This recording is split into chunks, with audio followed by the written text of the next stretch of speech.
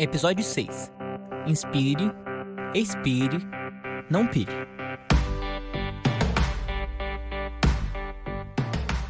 Yoga, meditação, acupuntura. É bem provável que você já tenha ouvido falar dessas práticas, que, mesmo se milenares, só ganharam popularidade no Brasil nas últimas décadas. Hoje em dia, esse tipo de intervenção, em conjunto, é conhecida pelo nome medicina integrativa.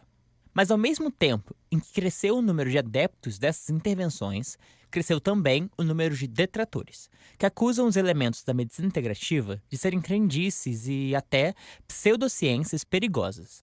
Apesar de polêmica, a medicina integrativa vem, cada vez mais, sendo incorporada como um apoio no tratamento do câncer e de suas sequelas. E, nesse processo, começamos a ser mais capazes de fundamentar os efeitos benéficos dela, especialmente no que tange o bem-estar do paciente. No episódio de hoje, nós vamos falar de medicina integrativa e sua ligação com o câncer, como médicos e pacientes se engajam em práticas da área, quais são seus benefícios e suas limitações, e em que nível podem ou não ser recomendadas. E, de sobra, você ainda vai ganhar uma meditação guiada por uma especialista da área. Este é o Superviventes, um podcast da AMEO, Associação da Medula Óssea. Esse podcast conta a história de pessoas que foram diagnosticadas com câncer. Nós estamos aqui para mostrar que isso não é um ponto final. É uma pausa, um ponto e vírgula. Afinal, a medicina evoluiu muito, tanto na prevenção como no diagnóstico precoce. E todo ano aparecem muitos tratamentos novos para o câncer. Assim, muitas doenças se tornaram curáveis. Hoje, mais do que nunca, a vida segue depois do câncer.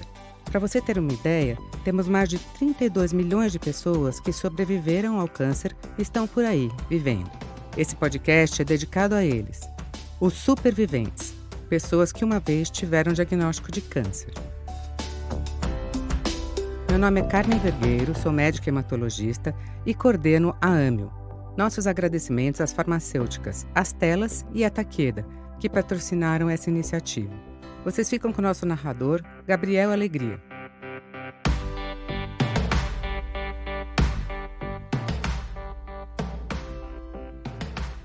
Eu procurei acupuntura, que eu ouvi dizer que era bom e é maravilhoso. Porque eu tenho muita dor, porque essa doença, ela dói o corpo todo, né? Mas aonde eu tenho mais dor é aqui no pescoço, que vem descendo pelo braço, nas costas, no bumbum e nas pernas. Essa que você acabou de ouvir é a Débora Bárbara de Oliveira. Ela tem 52 anos e nunca tinha tido nenhum problema de saúde sério, até que começou a sentir dores insistentes em 2021. Dona de um bistrô, o Santa Massa Família Oliveira, em Osasco, ela achava que as dores eram devido ao cansaço, do trabalho duro. Mas, depois de ser internada com febre, descobriu que tem uma doença pouco conhecida, o mieloma múltiplo. Um tipo raro de câncer do sangue, complicado, sem cura e que causa muita dor óssea. Ela nunca tinha nem ouvido falar da doença. Nunca ouvi falar, nunca tinha ouvido falar. Depois que eu soube que é um câncer raro, né? E graças a Deus, eu penso assim, eu não fiquei perguntando para Deus, por que eu? Não. É para mim, então, vamos enfrentar. Mas dos males, o menor, né? Porque tem câncer que é muito agressivo, né? De estômago, é muito agressivo. Porque esse câncer não tem cura. Ele tem, assim, remissão.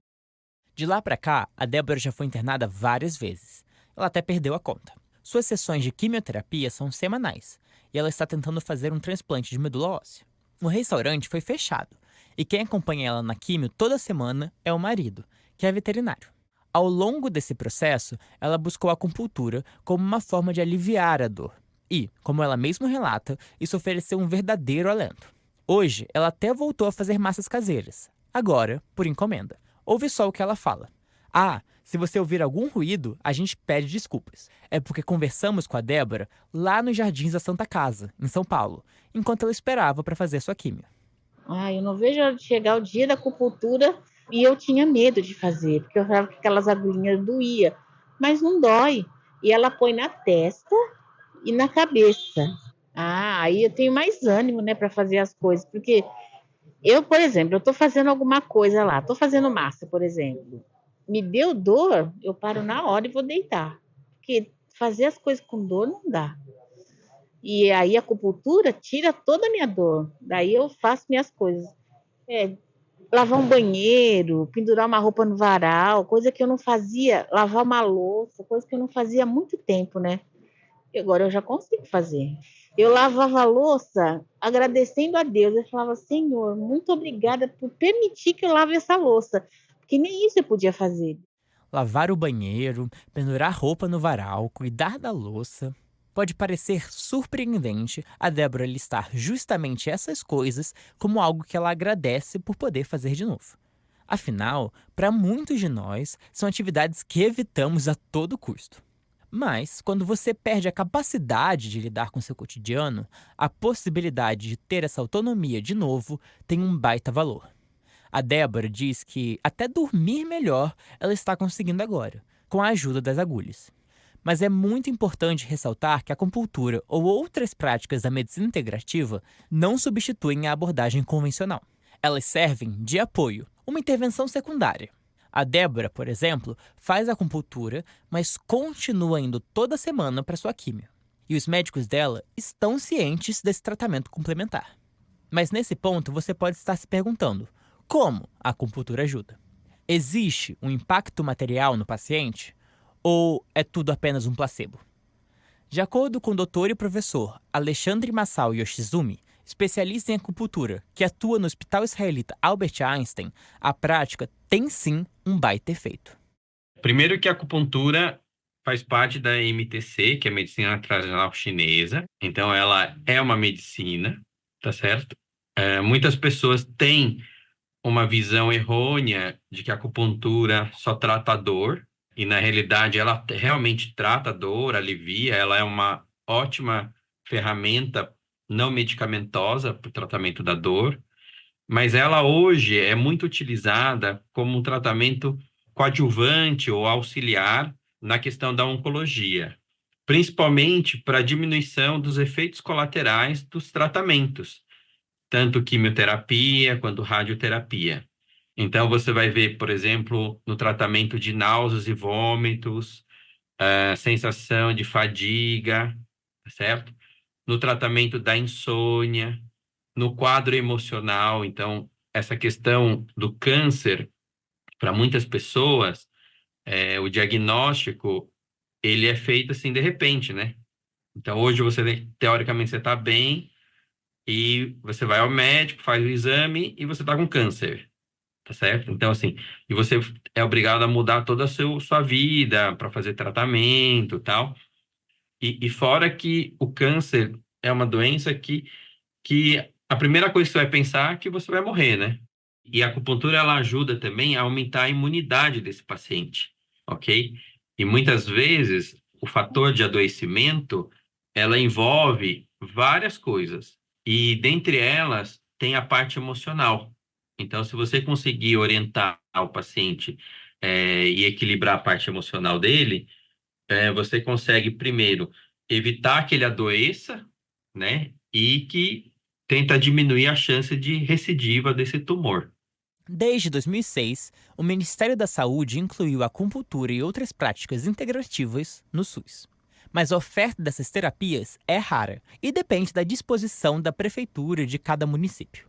A Débora, por exemplo, faz a quimioterapia dela pelo SUS, mas a acupuntura ela só conseguiu pelo convênio. A falta de acessibilidade a esse tipo de tratamento coadjuvante acontece muitas vezes porque essa aplicação ainda é pouco priorizada. O Dr. Alexandre mesmo começou a usar a acupuntura no tratamento do câncer por uma questão pessoal, há poucos anos. Foi quando sua esposa, que também é médica, teve leucemia. E, na medida que a acompanhava no hospital, suas sessões de acupuntura foram ganhando popularidade. Escuta só essa história. E aí ela fazia ciclos que ela internava, ficava muitos dias no hospital, lá no Einstein. E aí, o que aconteceu? Eu chegava do consultório para poder dormir com ela. E aí eu chegava no hospital mais ou menos 8h, 8h30, né? E ficava com ela no quarto. Os enfermeiros e os auxiliares de enfermagem sempre sofriam de alguma dor. E aí eu me ofereci a fazer acupuntura neles. E esses enfermeiros melhoravam muito a dor deles. E aí eu fiquei meio famoso, porque todo mundo sabia que eu conseguia tratar com acupuntura.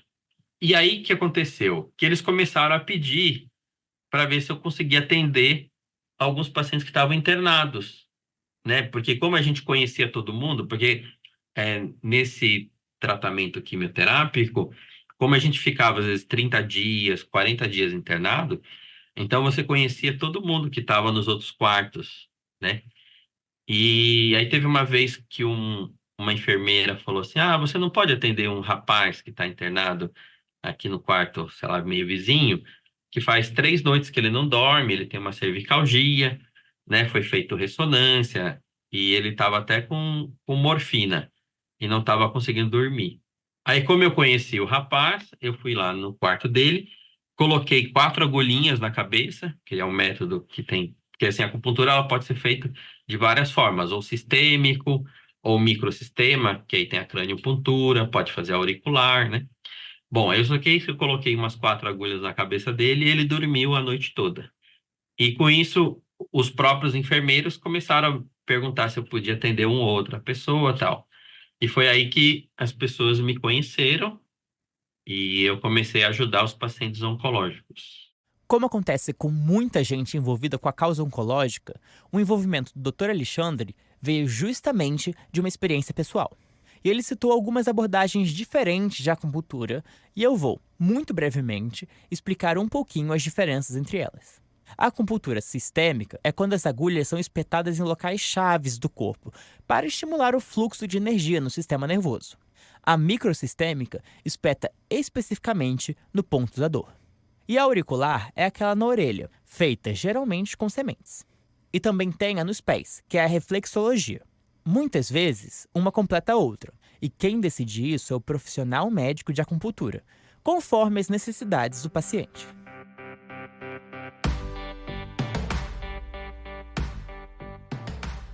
Mas nem só de acupuntura se vale a medicina integrativa. Tem também a meditação e a yoga, por exemplo. Mas continua o debate. Medicina integrativa é medicina? É ciência? Ou crendice, pseudociência? Escuta só o que a doutora Tatiana Azevedo, médica radio-oncologista do Hospital Israelita Albert Einstein e especializada em medicina integrativa, explica. A medicina integrativa não é uma especialidade médica, a princípio, é uma forma de abordar mesmo a medicina, né? É olhar o indivíduo de uma forma integral, né, na sua totalidade, não só o diagnóstico da doença.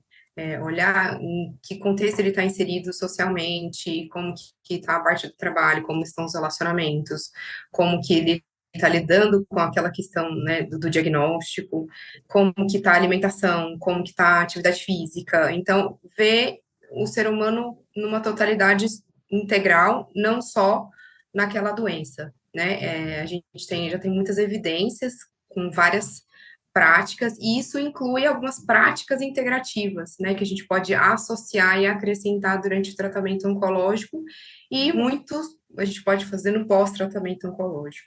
Então, práticas como a medicina chinesa, né, a acupuntura, já temos muitas evidências para sintomas durante o tratamento oncológico, dor, náuseas, tratamentos pós-tamoxifeno nos pacientes de câncer de mama que tomam um hormônio pós-tratamento oncológico para dores, para artralgias, né, que é dor nas articulações, a gente utiliza a acupuntura, a meditação, as práticas de yoga, a aromaterapia. A Sociedade Americana de Oncologia lançou ano passado, junto com a Sociedade de Oncologia Integrativa, um guideline, que é o que são recomendações de práticas integrativas que podem ser associadas durante o tratamento oncológico e pós-tratamento oncológico. E aí, o top, recomendação alta, é a meditação mindfulness. É um dos principais armas que a gente utiliza aí durante e pós-tratamento para ansiedade, depressão, dor. Então, assim, a medicina integrativa tem essa função de olhar não só para a doença, mas olhar o ser humano como um todo e integrar práticas se forem necessárias e se, né, fizerem sentido para o paciente. Esse é o ponto-chave. Medicina integrativa não se propõe nem a ser ciência, nem a ser pseudociência. Ela é uma abordagem holística, que complementa a medicina científica, que ainda tem que ocupar a posição central. E eu vou frisar isso de novo. As práticas da medicina integrativa não substituem os tratamentos convencionais. Isso é vital de ser levantado, especialmente quando falamos de doenças graves como o câncer. Mas elas podem ser muito úteis para melhorar a qualidade de vida do paciente. Outra prática da medicina integrativa, mobilizada entre pacientes de câncer e superviventes, é a meditação. E entre elas, existem vários tipos. A mindfulness é considerada a mais simples e popular. Ela exige atenção no presente e, principalmente, na respiração. A meditação frequentemente está ligada a um contexto religioso, como mais famosamente é o caso das meditações budista e hindu. Mas a meditação religiosa é mais comum do que se imagina e também existe como prática no cristianismo, como a meditação do rosário e da Eucaristia, por exemplo. Muitos cristãos praticantes acabam meditando sem nem saber que estão engajando com a prática. Mas quando estamos falando de medicina integrativa, como fica toda essa ligação religiosa? Então, tem algumas crenças em relação à meditação que são muito características, que a meditação nem sempre está relacionada a um contexto religioso, né? A meditação, ela pode estar vinculada à religião ou não. Mas, por exemplo, rezar um terço, quando você está em presença, pode ser uma técnica de meditação ativa, né? Então, nem sempre as pessoas acham que meditar é parar de pensar e ficar quietinho, sentado no lugar.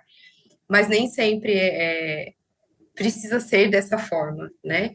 E uma questão que, para mim, foi muito interessante começar a estudar sobre meditação é que meditação não é parar de pensar, muito pelo contrário, né? O nosso coração bate, a função dele é bater, a função da nossa mente é pensar, então ela vai sempre gerar pensamentos. A ideia da meditação é que com o treinamento, né, de uma âncora, seja ela qual você pode querer fazer, a mais comum é usar a respiração, mas pode ser, por exemplo, isso rezando um terço, é uma forma de âncora, que é trazer você para o presente.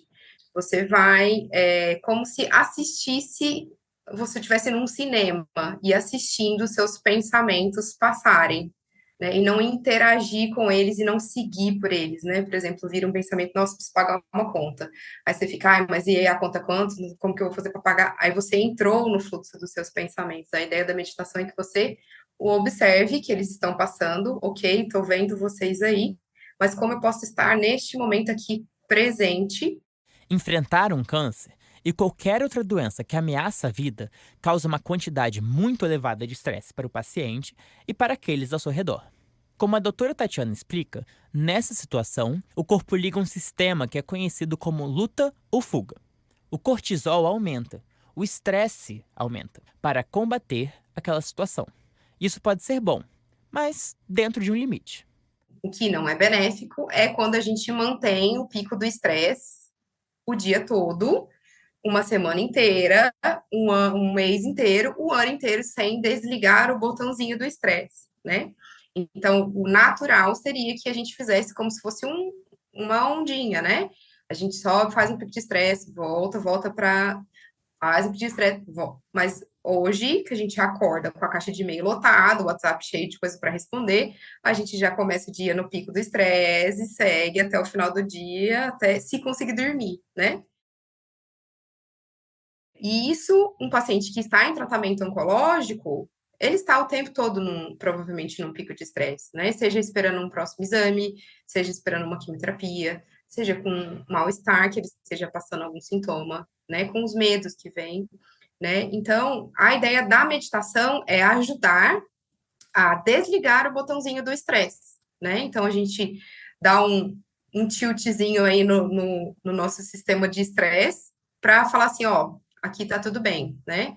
E o melhor antídoto para isso é uma tecnologia ultra mega power que custa R$0, que se chama respiração. a gente esquece completamente que ela existe, né? Se você parar por 1 minuto que seja, se tranque no banheiro e respire com atenção, prestando atenção, isso já é suficiente para desligar um pouquinho o sistema de alarme do nosso sistema de estresse, de luta e fuga. A bióloga Rita Mendonça, de 68 anos, mora em São Paulo e teve câncer de mama há 8 anos. Talvez você lembre dela no nosso episódio sobre câncer e esporte. Ela se tratou com quimioterapia, um processo que foi desafiador em parte porque ela sempre foi muito ligada à natureza e a tratamentos alternativos. Ela lembra que nunca havia tomado sequer uma aspirina antes do tratamento de câncer. Hoje, ela está curada e já é até avó. A Rita é praticante de yoga e de meditação, e ela conta como essas práticas ajudaram ela durante e depois do tratamento. Eu acho que ajudou demais na minha compreensão, né? Compreensão da vida, aceitação da morte, porque eu senti em muitos momentos, principalmente durante a quimioterapia, que eu estava muito próxima da morte, próxima mesmo. Às vezes eu vinha até uma imagem que eu tinha descido tinha rolado por uma pirambeira assim, e cheguei perto de uma portinha, que era, atravessando aquela portinha, já era ir para o outro lado, né? E era uma portinha de metal gelada. Então, eu acho que assim, a meditação, que faz parte de um processo maior, me ajudou muito na compreensão da vida, na compreensão né, da importância de estar presente em tudo que eu faço, no máximo que eu posso, né? E quando eu também as emoções me perturbam, se eu não consigo controlá-las, eu pelo menos sei que elas estão me perturbando e que eu estou tentando controlá-las. E então as pessoas falavam na época, né? Nossa, até minha filha mesmo falava, nossa, você parece que não é nada, né? Parece que você está com uma coceira no braço. E eu estava com um tratamento de câncer. Então, é um jeito, eu acho que a meditação tem muito a ver com essa relação com a vida, né? A meditação e a yoga podem ter efeitos profundos sobre o psicológico do paciente. Não é que ela seja uma bala de prata, um remédio universal, mas muitos relatam o mesmo que a Rita, que ela ajuda a lidar melhor com a realidade dos fatos e com as dificuldades do tratamento. E nisso acaba acalmando também aqueles ao redor dele. Ao diminuir a ansiedade e o estresse, ela coloca o paciente em um ritmo muito mais favorável ao bem-estar.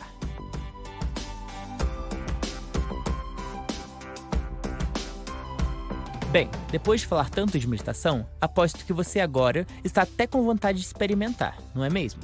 Então a gente vai agora, brevemente, fazer um momento de meditação guiada pela doutora Tatiana. Procure algum lugar tranquilo e vamos lá. Bom, então assim, sentar de uma forma confortável, né? Pode ser sentado numa cadeira, pode ser sentado no chão. Encostar as costas, deixar os ombros relaxados, caídos.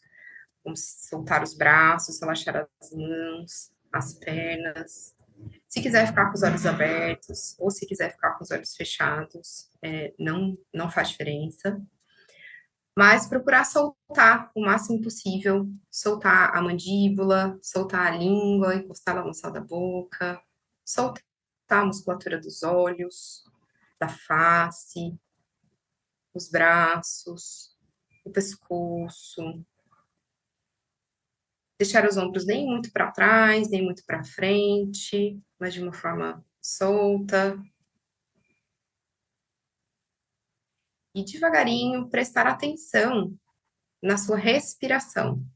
Com gentileza, prestar atenção no ar entrando, no ar saindo.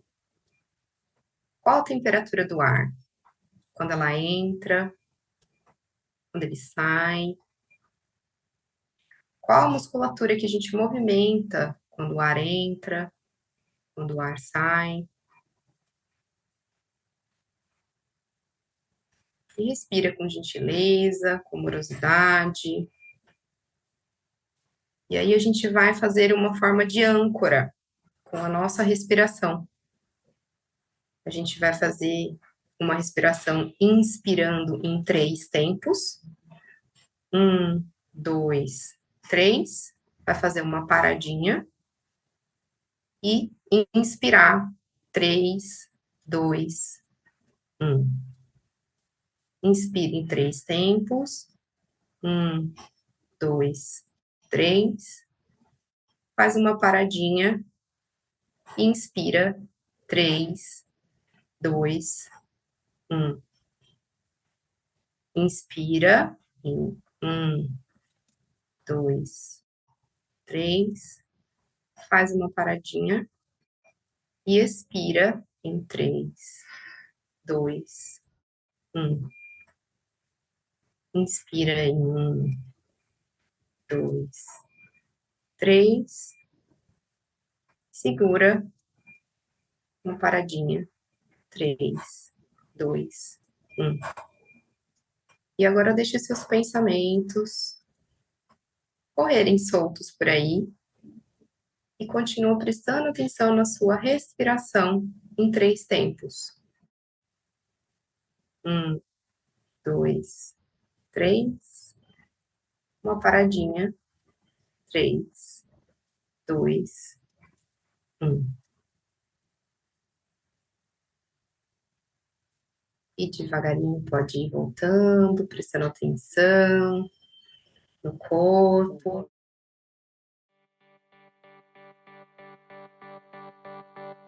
E aí, rolou? Às vezes, demora um tempo para pegar o jeito, mas se você acha que ansiedade e estresse são um problema na sua vida, meditação pode ser um caminho para regular melhor esses sentimentos. E o fato é que ansiedade e estresse são problemas muito comuns, tanto para pacientes quanto para superviventes. O estudo Management of Common Clinical Problems Experienced by Survivors of Cancer, publicado na revista The Lancet em 2022, busca justamente apontar os problemas mais comuns vivenciados por sobreviventes do câncer.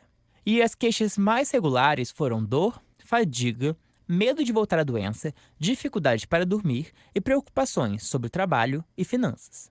Questões que podem ser auxiliadas justamente através da intervenção complementar da medicina integrativa. E é isso. As práticas da medicina integrativa não devem ser vistas como inimigas ou substitutas do tratamento convencional, mas como aliadas a ele. Não é para ser visto como crendice, mas nem como solução milagrosa, mas sim como uma abordagem holística para a oncologia, que busca ver o paciente em seu contexto e trazer soluções alternativas para melhorar sua qualidade de vida. Eu sou Gabriel Alegria e esse foi o episódio 6 dos Superviventes. Agradeço às superviventes Débora e Rita e aos doutores Alexandre e Tatiana. E, nesse clima de relaxamento, eu me despeço por aqui.